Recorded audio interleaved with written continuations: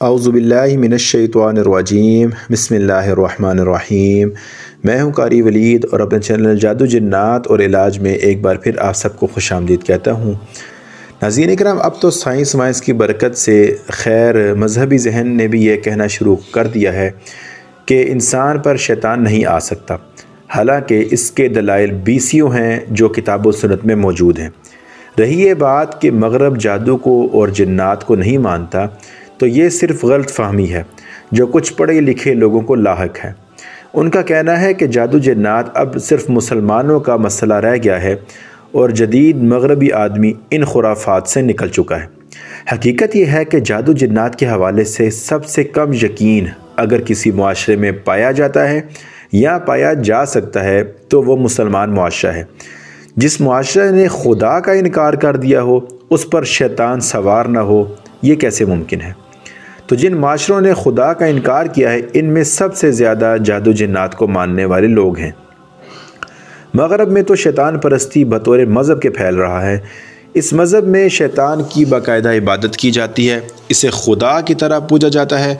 गिरजाघर ख़रीद कर शैतान के इबादत खाने बनाए जाते हैं और ये पुजारी इनके माशरों में के आम लोग नहीं बल्कि ख़ास लोग हैं। अभी आप ये लिख कर गूगल पर सर्च करें कि मैजिक इन हॉलीवुड मूवीज़, तो आपके सामने बीसियों ऐसी मूवीज़ आ जाएंगी जो पिछली 2 दहाइयों में बनाई गई हैं और इनका मौजू जादू जिन्नात है और वो मूवीज़ सुपर हिट भी हैं। तो हैरी पॉटर वो लोग बनाएं और जादू का ताना हम लोगों को दें। मगरब में जादू जिन्नात पर किस कदर यकीन मौजूद है इसका अंदाज़ा आप हैरी पॉटर की मकबूलियत से लगा लें। किसी सर्वे की ज़रूरत नहीं है। सर्वे वगैरह तो उन लोगों ने हम जैसे तवाहम परस्त माशरे के लिए रखा हुआ है कि आज भी अफ्रीका में इतने लोग जादू टोने पर ईमान रखते हैं और अब इस पर तहकीक भी हो रही है। और हैरी पॉटर महज एंटरटेनमेंट नहीं है बल्कि ऐसी एंटरटेनमेंट है जो उनके ईमानियात को तस्कीन पहुँचाती है जो उनके बकौल है ही नहीं। तो तुम लोग कहाँ खड़े हो? डर के मारे इस काबिल भी नहीं रहे कि रिसर्च कर सको, और अगर किसी सर फिरे ने रिसर्च कर भी ली तो ये नतीजा निकाल कर दिखाया कि जादू पर ईमान इंसानी दिमाग का पैदाइशी मसला है, लिहाजा परेशान होने की कोई ज़रूरत नहीं है कि साइंस के ज़माने में भी हम मगरबी लोग जादू पर ईमान क्यों रखें। बरतानिया के साइकोलॉजी डिपार्टमेंट के एक प्रोफेसर साहब की रिसर्च ये कहती है कि जो लोग ये कहते हैं कि जादू हमारा ईमान नहीं है, यानी कि हमारा जादू जिन्नात पर ईमान नहीं है, उनका ये अमल भी ये बतला रहा होता है कि वो भी अपने सब कॉन्शियस में इस बात पर ईमान रखते हैं लेकिन खामखा इनकार का तकल्लुफ़ कर रहे होते हैं। कहने का मकसद ये है कि जादू जिन्नात के हवाले से आज का मगरबी मुआशरा भी जिन खुराफात और तवाहमात में पड़ा हुआ है, हम मुसलमान उनसे बहुत अमन में हैं। जहाँ तक इस्लाम का ताल्लुक़ है तो इस्लाम के मुताबिक जिन्नात एक ऐसी मखलूक हैं जिन्हें आग की लौ से पैदा किया गया है, जो आग के शोले का सबसे ऊपर वाला हिस्सा होता है। कुरान मजीद में जिन्नात की पैदाइश का जिक्र मौजूद है, बल्कि सूरतुल जिन के नाम से एक पूरी सूरत कुरान पाक में मौजूद है। बाकी जिन्नात इंसानों से कमज़ोर हैं और इनसे कई गुना ताकतवर इंसान खुद हैं, जिसका इकरार जिन्नात खुद भी करते हैं। जिन्नात का मामला उस सांप का सा है जो इंसान से डरता है, जबकि इंसान उस सांप से डर रहा होता है। तो इंसान अशरफुल मखलूक़ात हैं। जिन्नात के जद्द अमजद इब्लीस को जब हुक्म दिया गया कि वो इंसानों के जद्द अमजद हज़रत आदम अलैहिस्सलाम को सजदा करें, तो ये इंसान की जिन्नात पर फ़ौक़ियत की वाज़ेह अलामत है और इसी वजह से तो शैतान को इंसान से हसद है कि ये बाद में पैदा हुआ है लेकिन मर्तबे में मुझसे बेहतर है। रही ये बात कि शैतान को इंसान पर किस कदर तसर्रुफ़ हासिल है, तो इसके मुख्तलिफ़ दराजात हैं। पहला दर्जा तो वसवसों का है कि शैतान इंसान को वसवसा डाल सकता है और ये वसवसा डालने की इजाज़त भी इसे ख़ुद खुदा ने दी है, जैसा कि कुरान पाक में है, अल्लज़ी युवस्विसु फ़ी सुदूरिन्नास, कि मैं अल्लाह ताला की पनाह में आता हूँ उससे जो इंसानों के सीनों में वसवसा डालता है। और वसवसे का इलाज भी कुरान पाक में तावुज़ की सूरत में बताया गया है कि जब भी शैतान आपको कोई वसवसा डाले तो फ़ौरन से आऊज़ु बिल्लाहि मिनश्शैतानिर्रजीम पढ़ लिया करे, जैसा कि कुरान मजीद में है कि व इम्मा यनज़गन्नका मिनश्शैतानि नज़गुन फ़स्तइज़ बिल्लाह। तर्जुमा पेश है कि जब भी शैतान तुम्हें कोई वसवसा डाले तो इससे अल्लाह की पनाह मांग लिया करो। और शैतान का ये वसवसा खुदा के बारे में भी होता है, जैसा कि सही बुखारी की रवायत में है कि शैतान तुम में से किसी के पास आकर ये कहता है कि फ़लाँ को किसने पैदा किया, फ़लाँ को किसने पैदा किया, यहाँ तक कि वो तुमसे ये कहता है कि खुदा को किसने पैदा किया। तो जब तुम यहाँ पहुँचो तो अल्लाह रब्बुल इज़्ज़त की पनाह मांग लिया करो। तो ये ख़्याल शैतान का पैदा करता होता है, ना कि किसी इंसान का अपना। तो शैतान को ये इख्तियार है कि वो हमारे दिमाग में कोई सोच पैदा करे, जिन्हें हम शैतानी ख़यालात कह सकते हैं। और ये शैतानी ख़यालात गुनाह से मुतल्लिक़ होते हैं, जैसा कि ज़ना करने का, कत्ल करने का या किसी को नुकसान पहुँचाने का। बाज़ औक़ात शैतानी वसवसा तहारत और वज़ू के बारे में भी होता है। मज़हबी आदमी जब बाज़ औक़ात गैर मज़हबी को भी शैतान की तरह तंग करता है। हदीस की मशहूर ज़माना किताब सुनन अबू दाऊद की रिवायत में है कि जब भी तुम में से कोई एक नमाज के लिए खड़ा होता है तो शैतान उसे ये वसवसा डालता है कि तुम्हारा वज़ू टूट गया है। बस इस वसवसे पर उससे जवाब दो कि तुम झूठे हो। अब कोई साहब घंटों वाशरूम में हाथ धोते गुजार देते हैं और इससे नफ्सियाती बीमारी समझा जाता है, हालांकि ये शैतान का वसवसा है जो हद से ज़्यादा बढ़ जाए तो बीमारी बन जाती है और इसे मॉडर्न साइकोलॉजी में OCD का नाम दिया जाता है। बाज़ औक़ात शैतान से ज़्यादा तहारत का वसवसा होता है, बाज़ औक़ात तहारत के फजूल और बेकार होने का वसवसा भी होता है। यही वजह है कि बाज़ लोग तहारत को गैर मंतकी समझना शुरू कर देते हैं और गुस्ले जनाबत तक नहीं करते और उनको नफ्सियाती मसाइल शुरू हो जाते हैं। जब ये किसी साइकोलॉजिस्ट के पास जाते हैं तो वो इन्हें बतलाता है कि नजासत में रहो ताकि नजासत से तुम्हारा खौफ और उलझन दूर हो, और वो इसे थेरेपी का नाम भी देते हैं। इससे इसके नफ्सियाती मसाइल और ज़्यादा बढ़ जाते हैं और अब मॉडर्न साइकोलॉजी का किबला ही दुरुस्त नहीं, लिहाजा उन्होंने इससे नफ्सियाती मसाइल का इलाज करना शुरू कर दिया है कि एक एक मरीज़ को अपने मर्ज़ के साथ गुजारा करते 30-30 साल हो गए हैं।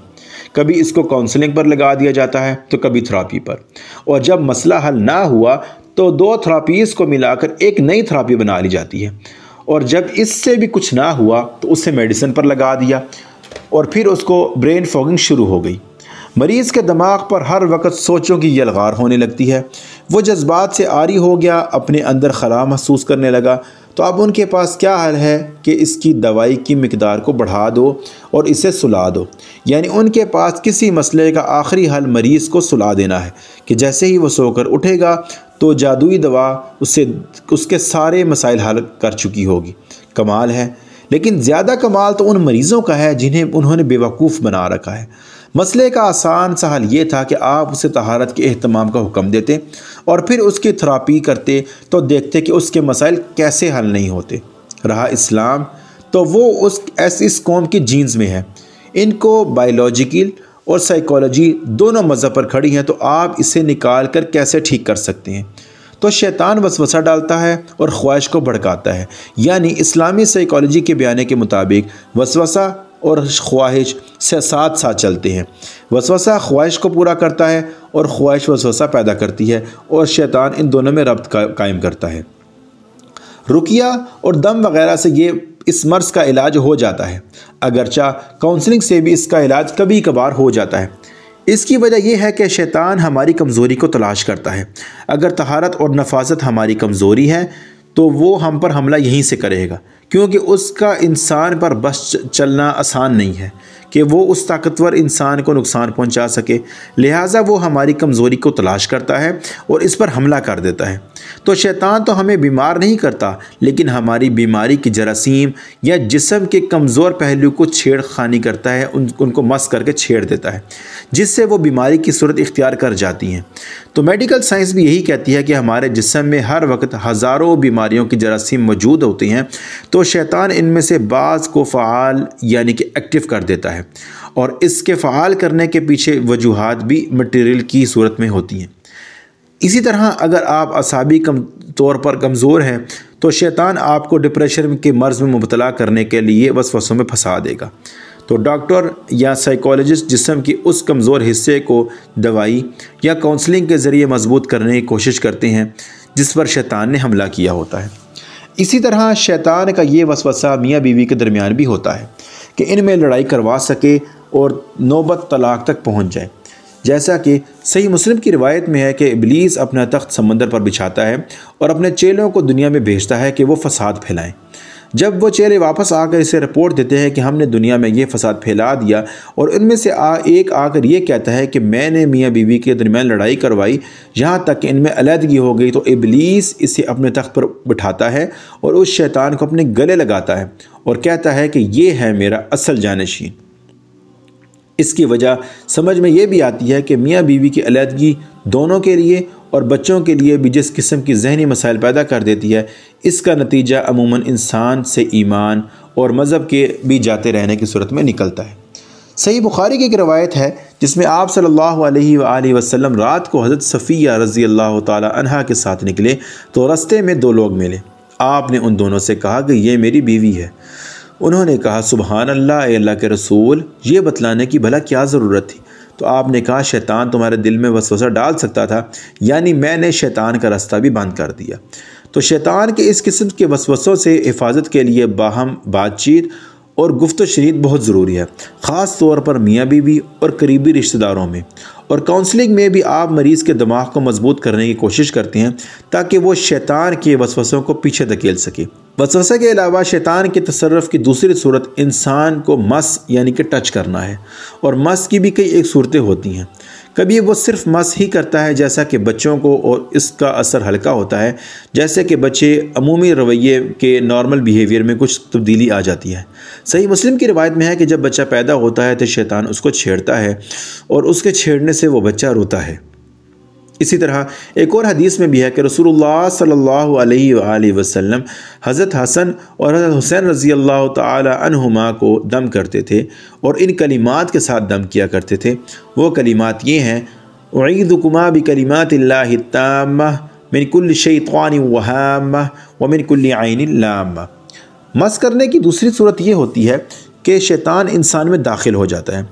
अब जब ये दाखिल हो जाता है तो कभी कोई नुकसान नहीं पहुंचाता, यहाँ तक कि वसवसा उसके अंदर करना ना शुरू हो जाए। पहली सूरत का जिक्र सही मुस्लिम की रिवायत में है कि जब तुम में से किसी आदमी को जमाई आए तो वो अपना मुंह बंद रखे कि शैतान इसमें दाखिल हो जाता है। इसी तरह सुनन तिरमिज़ी की एक रिवायत में है कि शैतान इंसान के रोगों में खून की तरह दौड़ता है, तो ये सिर्फ वसवसा डाल सकता है और कुछ भी नहीं कर सकता, और इसके वसवसों से बचने का एहतमाम करते रहना चाहिए, वरना तो सारी अखलाकियात बिगड़ जाएंगी। जिनके अखलाकी मसाइल ज़्यादा हों, मसलन गुस्सा बहुत ज़्यादा और बिला वजह आए, गुस्सा अचानक आए और शदीद आए, तो इन्हें अमूमन इस किस्म का शैतानी मसला हक होता है।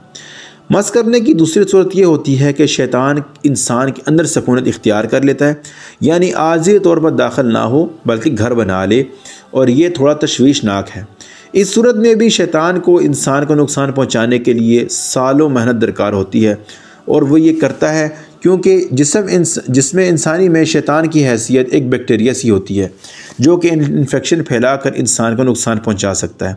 अलबत्ता शैतान बैक्टीरिया नहीं है, लेकिन बैक्टीरिया की सूरत इख्तियार कर लेता है, जैसा कि सही रिवायत से साबित है कि शैतान कोई सी भी सूरत इख्तियार कर लेता है, और ये कुदरत उसको खुदा ने खुद से दी है। अब इसमें दो सूरतें होती हैं कि अगर तो आप बाअमल हैं, यानी दीन पर मुमकिन हद तक अमल करते रहते हैं, तो ये वसवसा बढ़ जाता है, जिससे सोशल इश्यूज़ मसलन ताल्लुकात रिलेशनशिप वगैरह ख़राब हो जाते हैं। और अगर आप नमाज, तलावत और ज़िक्र का एहतमाम नहीं करते तो ये जिन्नात आपके जिस्म में कोई भी बीमारी पैदा करने का सबब बन सकते हैं। जादू के इलाज में मरीज़ पर जब कुरान मजीद पढ़ा जाता है और दम वाला पानी इस्तेमाल करने का कहा जाता है, तो उसके बाद जो वो मरीज़ उल्टी करता है तो उसमें से अजीब चीज़ें निकलती हैं। तो ये मस की दूसरी सूरत है कि जिसमें शैतान इंसान पर छा जाए लेकिन इंसान के हवास बाकी रहे। मस करने की तीसरी सूरत ये है कि शैतान इंसान के हवास पर छा जाए, जैसा कि सूरतुल बकरा में है कि जो लोग सूद खाते हैं वो क़यामत के दिन उस शख्स की मानंद खड़े होंगे जिसे शैतान ने छू कर मखबूतुल हवास बना दिया हो। और सुनन तिरमिज़ी की रिवायत में है कि हमें आप सल्लल्लाहु अलैहि वसल्लम ने दुआ सिखलाई कि ए अल्लाह, मैं आपकी पनाह चाहता हूँ मौत के वक़्त कि शैतान मुझे मखबूतुल हवास बना दे। तो इंसान के कमज़ोर लम्हात में शैतान इसको मखबूतुल हवास बना सकता है, जैसा कि गुस्से की हालत में या सकरातुल मौत यानी मदहोशी, मौत की मदहोशी के आलम में, या गलाजत और नजासत की हालत में। शैतान के मस करने की एक सूरत ये भी होती है कि वो हमारे खाने में हमारे साथ शरीक हो जाता है। और मियाँ बीवी के अज़वाजी अमल में भी। ये हमारे हर काम में अगर हम अल्लाह का नाम लेकर शुरू ना करें तो उसमें शामिल हो जाता है। सही मुस्लिम की एक रवायत में है कि शैतान तुम्हारे हर काम में हाजिर हो जाता है, यानी उसे ख़राब करने के लिए। उसी तरह और इसके अलावा सही मुस्लिम में भी एक रवायत में है कि जब तुम्हारे हाथ से कोई लुकमा गिर जाए तो उसे उठाकर साफ़ करके खा लो, इसे शैतान के लिए मत छोड़ो। इसी तरह सही बुखारी की रवायत में भी है कि जब भी तुम में से कोई अपनी अहलिया के पास जाने लगे तो उससे पहले ये दुआ पढ़ ले, बिस्मिल्लाहि अल्लाहुम्मा जन्निबना शैताना व जन्निबिश शैताना मा रज़क़ताना। तो इससे जो तुम्हें औलाद दी जाएगी इस पर शैतान कभी भी तसल्लुत हासिल नहीं कर सकेगा। तो शैतान इंसान के माल और औलाद में भी शरीक हो जाता है, यानी कि हिस्सादार बन जाता है। और ये मज़मून कुरान मजीद में भी आयात व शारिकुहुम फ़िल अम्वालि वल औलाद में भी ज़िक्र किया गया है। लेकिन अगर इंसान कोई काम अल्लाह का नाम लेके शुरू करे तो फिर शैतान इसमें शरीक नहीं हो सकता और ना ही इसको ख़राब कर सकता है। तो शैतान के तसर्रुफ़ बस इतना है, लिहाजा उसे डरने की कोई ज़रूरत नहीं है। बहरहाल मकसद इस वक्त तीन है। एक तो ये कि शैतान का अमल दखल हमारी ज़िंदगी में एक नॉर्मल चीज़ है, इससे घबराना नहीं चाहिए। और ये कि एक सही हदीस में है कि हर इंसान के साथ एक शैतान लगा हुआ है जो कम अज़ कम वसवसा डालने का काम कर रहा है, तो वह हर किसी के साथ ही कर रहा है। ये तो एक हकीकत है, इससे कबूल करनी चाहिए। तो ये तो थी नाज़रीन हमारी आज की वीडियो। अगर आपको हमारी वीडियो पसंद आए तो आप हमारी वीडियो को ज़रूर लाइक करें और वीडियो को लाइक करने के साथ अपने अहबाब से भी शेयर किया कीजिए ताकि उन्हें भी इस बात का इल्म हो सके। और अगर अभी तक आपने हमारे चैनल को सब्सक्राइब नहीं किया तो आप हमारे चैनल को ज़रूर सब्सक्राइब करें और चैनल को सब्सक्राइब करने के साथ जो बेल आइकन है इसको ज़रूर प्रेस करें ताकि जैसे कोई नई वीडियो अपलोड की जाए तो यूट्यूब की तरफ से आपको नोटिफिकेशन आ जाए। अगली वीडियो तक के लिए मैं आपसे इजाज़त चाहता हूँ। अस्सलामु अलैकुम व रहमतुल्लाहि व बरकातुहू।